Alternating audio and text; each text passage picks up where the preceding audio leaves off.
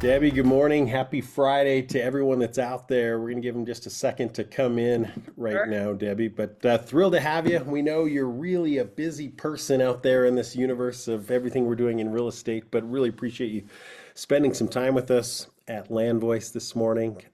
We've got another fun topic to talk about. Debbie, I like to say that we're in a contact sport in real estate, and it's a tough one. And that's a little bit of what our topic is today: is how to do hard things and to grow our business the right way. Well, and I just want to say I really appreciate you guys showing up for this topic because it might actually scare the faint of heart away. Right? That's right. But it's funny. I was thinking about this morning for some weird reason. This Steve Jobs quote popped into my mind, and I might not get it perfect, but you guys have probably heard it before, where he said, "Here's to the misfits, the rebels, the square peg that won't fit in the round hole." Or I think it starts off, "Here's to the crazy ones," right? The misfits, the Hmm. rebels, square peg that won't fit in the round hole. And I think of that in terms of our world as entrepreneurs, right? Because we all have our thoughts at moments where maybe we envy those in our life, where we see them get up and go to work and they get their paycheck and they come home promptly at 5 and Yeah. there's no after hour calls and there's no weekend work. And we're like, oh, I wish I had that security. But the reality, Sean, is it's not secure because they could get fired at any time. Our They our could. security really is our own ability to create our success. But it's hard.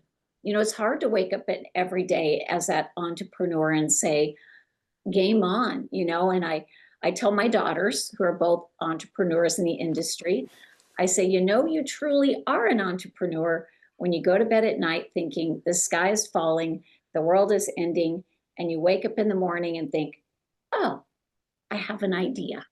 So, good, bad, or ugly, hey guys, you chose this. You are in it. That's right.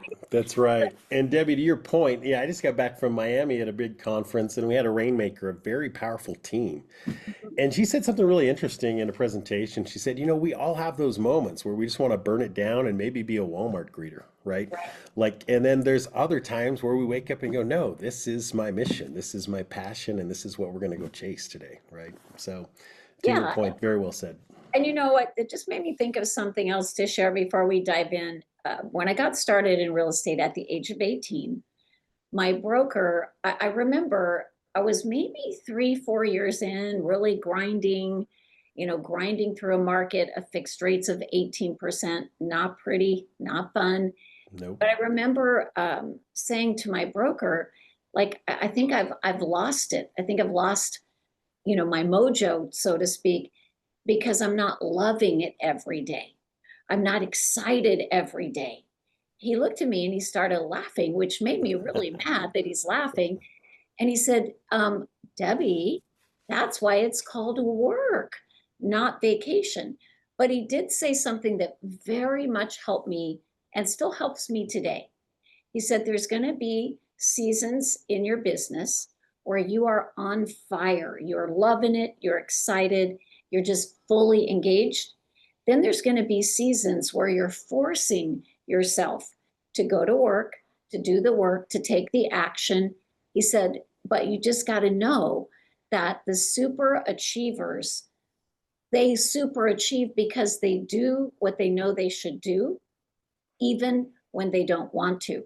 And he also said, if you'll work to build your skill and leverage things like, Landvoice and technology and have systems, he said, then you just come in and you run the playbook. So even if your heart's not in it on a given day, or your mind is distracted with problems at home, a little bit like a robot, you come in and you run the playbook and you'll be okay. And you know that you're going to have that season again where it kicks into high gear. And I thought of that today because, Sean, everybody in this moment has had a hard year. Yeah, I mean, I'm not saying that maybe you didn't make plenty of money. Maybe you did, maybe you didn't, but it's been a grind. Yeah. And Halloween is next week, but I always say and there's Stephen King, which makes you think of Halloween. But the holidays do not begin on Halloween. Actually, we all know the new year has already started, right? Because everything that they work on, everything they do now, Sean, it's going to carry into the year ahead. And to that quote, I've got a new quote or a new statement or saying that I love, especially in real estate, Debbie. And it's been a grind, like you said, this year. And I just see agents who are thriving. They're really just doing the hard things. And my new statement is work works, Debbie. And when we're going to work and doing the hard things, it works. And the people that are doing the hard things, they're working with the FSBOs or the expireds or getting out of their comfort zone, it's working and they're having their best year. And so work works, Debbie. Well, and if you think about what is it that is our work? I mean, obviously we meet inspectors and obviously we negotiate contracts, but we can't get to any of that work until we do the work of the lead generation every single day. We have to. You know, if we have no customers, we have no work.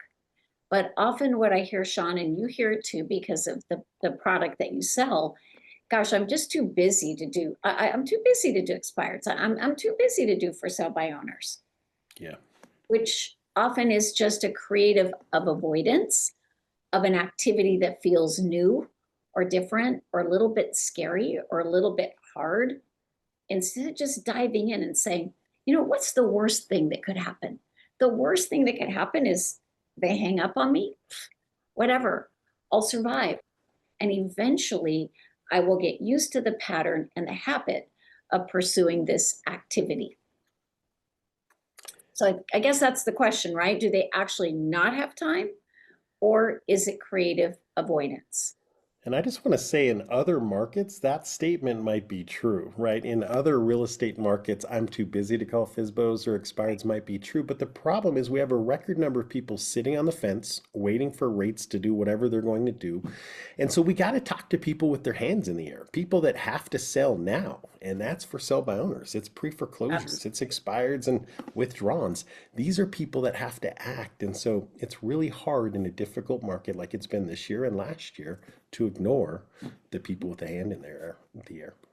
And by the way, if you've ever had a thought, and maybe you're even newer to the business, and you're thinking, I don't know if this business is for me, because it's so hard for me to make these outbound outreaches to people. It's so hard for me to talk to strangers. So you might be one that says, no, it's hard for me to ask the people I know for business. This is hard. Maybe I'm not meant to be a salesperson.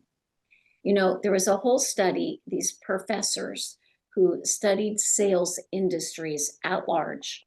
And what they determined, surprise, surprise, there are no natural born salespeople. What they also determined is that 90% of high level, high caliber salespeople, when they started their career, they were terrified of prospecting. They were terrified of outbound lead generation because that's kind of normal. It's kind of normal. And so I have up here the story of Carol. You know, in my real estate career, I had a lady, Carol, who was in my office. We always ran neck and neck, Sean. We were the top producers in the office. I would always beat her by a little. Okay. Friends or competitors then, Debbie? We were friends. Okay. And I'll tell you why you shouldn't be impressed by the fact that I always beat her. At the time, I was pretty young and I had no kids. No kids, no responsibilities. I could just go to work, right? Yep. Carol had 5 children. One of them was a tiny baby rolling on the floor, you know, up to about 13, 14 years old. And she actually had a husband that was not helpful, not a helpful guy. So it was Carol. Yeah. So can you imagine, you know, here I am going crazy. Here she is with her 5 kids, right? And she was a lead generating machine. she always wore, at the time we were with Century 21 and we wore the gold vests, and it was before they improved the color. So they were really ugly. Everybody knew you were Century 21. She wore it to the school. She wore it to the grocery store. She wore it to soccer practice. And she was never afraid to approach the conversations about real estate. That's how she got her leads. But I asked her once, how do you stay so consistent in spite of, the kids? And she said, well, I have my routine and my schedule and my prospecting. And she said, I did this thing that I love and I hate. She said, I created a chart, a commitment chart for myself, my activities. I put it on the fridge at home in the garage, and I bought some gold stars, and I made a deal with my kids that in a given month, if I achieve 80% of my outcomes, which is lead gen, etc., right? That 80% achievement, we get to go to Disneyland, or 80% achievement, we're going to buy a jet ski, or 80% achievement, whatever it is they wanted to do, right? Amazing. Because Yeah. she was doing big numbers. And she said, Debbie, I pull into the garage. They're lined up by the fridge with the box of gold stars in their hand. And if I did not do my job that day, if I didn't do what was hard, I just crushed them. They were so disappointed in me. She said, so therefore, I usually do what's hard. And I thought, if we implement time tracking, if we review the daily and weekly activities, if we optimize those billable hours and just really say, hey, my activity is 30% of my day. It has to be lead gen, lead follow-up, or on buyer and seller appointments, or negotiating a contract. So that's how she measured her day. So then we need to have somebody hold you accountable, right? Because it's Yep. too easy. It's too easy for all of us to avoid what's hard. Yeah, making the main thing, and then the accountability partner were the kids, not the parents, but the kids, right? She didn't have to have a coach. She probably had one, but the kids, that's an amazing story because Yeah, maybe I need to turn my own kids into my accountability partners. maybe. And also, teaching them to set their own goals, right? Which is such a great gift. But part of what she did, and part of what you've always heard recommended, is 8 to 12 was outbound. So it was expired, for sale by owner, contacting her sphere, then circle dialing, what other, any other campaigns, her lead follow-up. And she said, I just let my family know unless it's absolutely urgent. Somebody's injured, somebody's sick, life or death emergency, that they cannot reach me between 8 and noon. And I remember a lady in the office was standing next to us and heard this conversation. And she was very judgmental of that. She said, "Oh, how could you? You have children. They can't reach you." But she said, no, I didn't say they cannot reach me. I said, I have trained them that this is not the time to reach me unless it's urgent. And she said something that I thought was kind of cool. She said to the lady, if you were in surgery, if you were having surgery, would you think it was okay for the surgeon to pop out and take personal calls from their children or their spouse or their mother? Now, of course, if it were life or death, you would understand, but would you be okay with that? Well, no. She said, well, why are we different? We are professionals. And I thought that was a great way to look at it. Yeah, time blocking is so powerful and so important. And is it really time blocking when any distraction gets in the way? Family also, those are protected hours, and we can figure out a way to accommodate, right? Well, often we just don't tell them, right? And that's why, Yeah. as you guys are doing your business planning, by the way, Sean, can you remind Jessica she needs to get you the link on Mm. November 6th at 11 a.m. Pacific. You are all invited. Ben Kinney will be joining me for a business planning webinar. It will be for an hour. It's always fabulous to be with Ben. And make sure Jessica gives you a copy of the business planning workbook, Sean. we're not going to go through that workbook on the 1 hour meeting. Ben likes to speak to you more high level about strategies, techniques, thoughts about constructing your plan. And he also likes to give you what you need to know about the year ahead in terms of market conditions that will help you create that plan. But if you are not, like if you're with Place, you already have your own planning thing going on. If you're with a brokerage that gives you your own planning package, please use it. But if you need one, we're happy to share ours, but mark that time in your calendar, 11 o'clock Pacific. Okay? So why not, as you're getting ready to do your plan, why not do a time study over the next 2 weeks? Take a scratch pad. As you go through your day, I want you just to write down, what are you doing every 30 minutes? Just jot it down, or every 15. Now, at the end of the day, I want you to take a minute and go back, and I want you to code it. What was IP? Income producing. What was IS? Income servicing. So that would be like inspections, appraisals, that type of thing. What was S? Stuff. Stuff I shouldn't have been doing.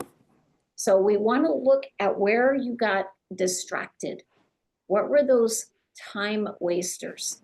What can we do to replace those with those more productive moments? Because guys, doing what's hard, it's not about working more hours. Most of you work plenty. It's not about working more days of the week.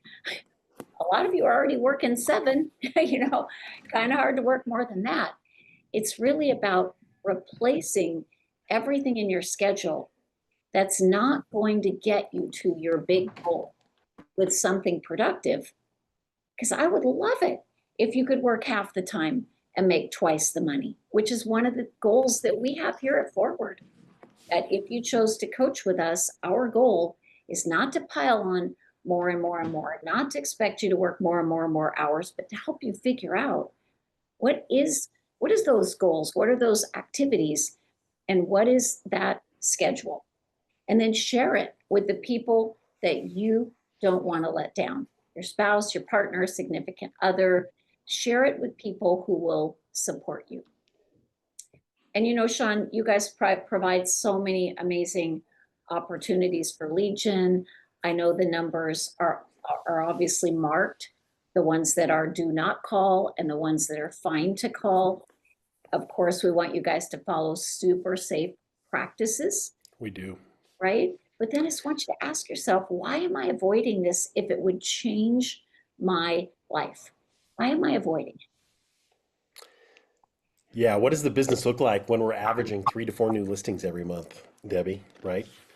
And how does that impact our life and our lifestyle? I know it seems overwhelming, but if you break it down just to small steps, 15-minute increments, if you're right now making like 5 outbound outreaches a week, why don't you make it 5 a day? And then when you get consistent with 5 a day, you may decide, I actually need more to get to my goal. So I think I'm going to make it 10 a day.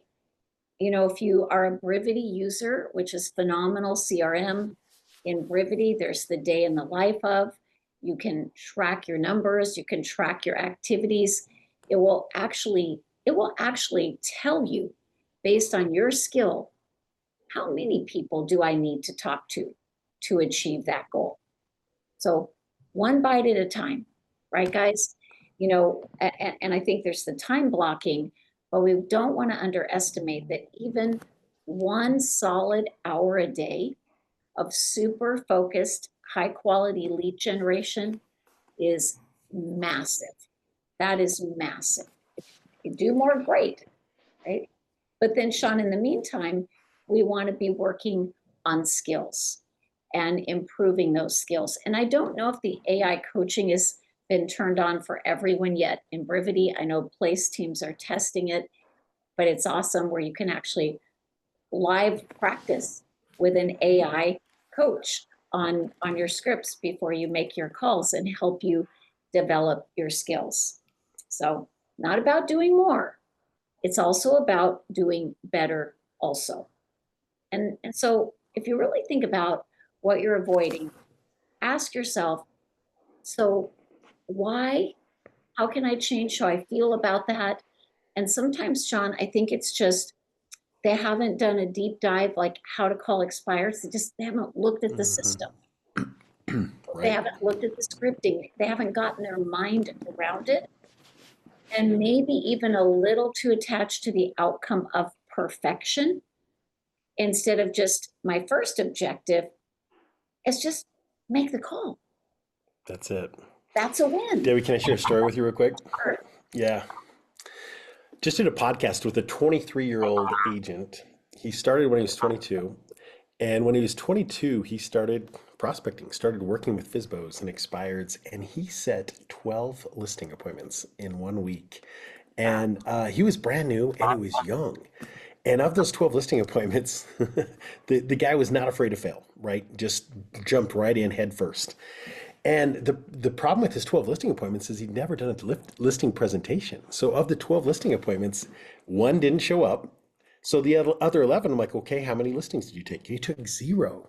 Well, he was crushing it, right? He wasn't afraid to fail. He made all of his contacts. He's doing really well. But then what he had to learn is how to like really master the listing presentation.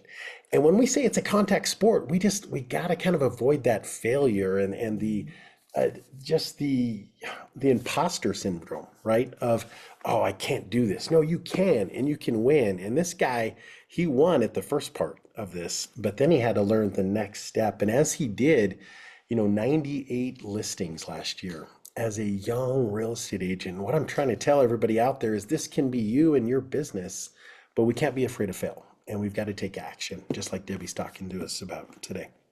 Remind me when I think I was about 22 or 23 when fixed rates were 18.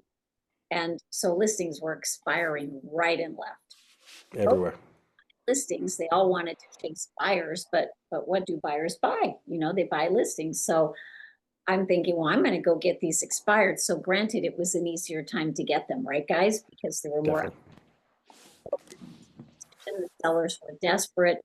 So I remember at one point, I had 30 expired listings that I had taken. Now, I only sold 9 of them, partially because of the market, partially because some of them were really crappy and I was just so young and I didn't know any better and I took them too high or the seller wasn't motivated. I failed a bunch, but I sold 9 and I learned about working expired listings. So you got to take care of yourself. High energy business, so demanding, you know it. Get some sleep, plan a day off. Try as much as possible to end your day at a reasonable time, whether that's 6 or 7 or 8. Get a little exercise. We have coyotes. It's weird, but in Newport Beach, we have a big coyote problem, and we're not in the middle of, there's Back Bay and golf courses. So, in fact, yesterday, I went to Balboa Island because it's the island and the coyotes don't, go there because there's nowhere for them to go. But yesterday, I'm like, okay, I got to get some exercise. I had an early day and it was dark. So I'm thinking, I need to go to Balboa Island because there might be a coyote that will get me. Sure enough, I went to get my car. There's a giant coyote. But I went to Balboa Island. How to get the energy going, right? And so, guys, if you need some help, don't be afraid to reach out to us. My family is all in. We're a real estate family. Our coaches, mega experienced, really nice people. And we'll just have a very casual and high level conversation about your business. We value all of you because your Landvoice will take really good care of you. You've been thinking it might be time to hire a coach. This is the right time of year to engage in that conversation and at least take a look at it, right? Debbie, you and your team have gone through all the pain. You've experienced it. You see it. You can be the accountability partner, but you can also help them get past a lot of things that they haven't gotten past themselves. And so I can vouch for that. Really grateful for you and your team and the impact that you have on real estate agents all over the country. Really appreciate what you've done for us today as well. Guys, there's hard things out there. It's been a hard market, but we want to solve that. And the biggest part is getting out there and taking action. We hope you can do that today, this week, and moving into next week as well. Thank you, Sean. Hey guys, go have a good week. Go have a good weekend. All right, I'll talk. Thanks, Debbie.